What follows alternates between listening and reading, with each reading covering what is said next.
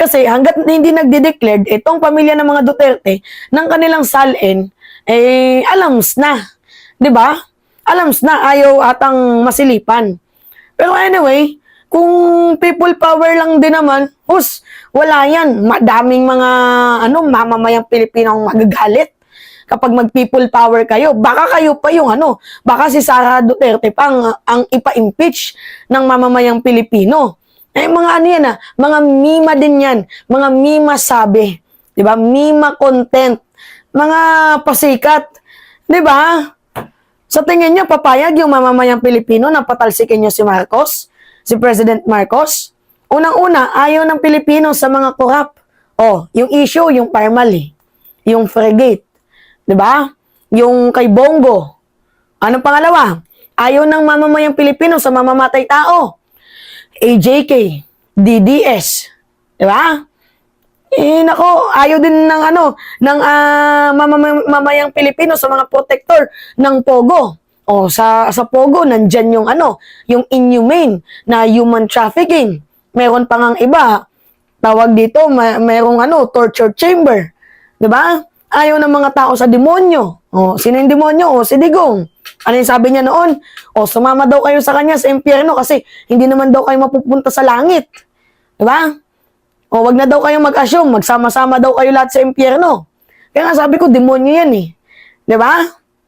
Ayaw din ng mamamayang Pilipino sa walang demokrasya na bansa. Bakit? Nung panahon ni Duterte, lahat ba nakapagsalita? Hindi, lahat takot, tikom ang bibig. Iinlan lang yung lumaban. 'Di ba? Iinlan lang din yung nakasurvive. Tingnan nyo si Dilima. Tumahimik, 6 na taon.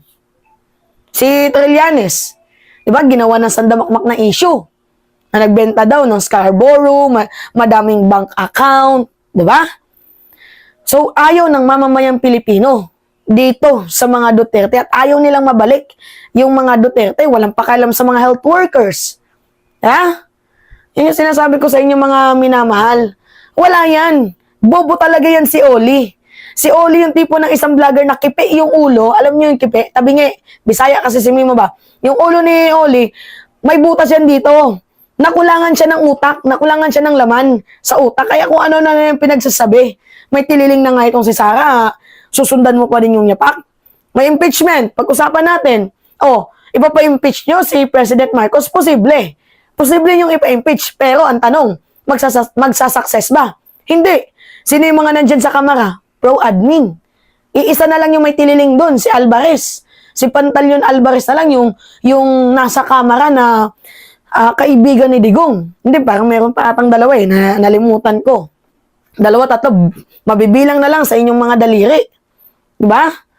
So, baka kamo si Sara Duterte, yung huling taon niya na ngayon. Baka yun. Hindi yung huling sona ni President Marcos. Kung hindi na kayo aabot ng 2028, wala yan mga minamahal. Nananakot na lang sila kasi yan lang naman yung kaya nilang gawin, ang manakot. Diba?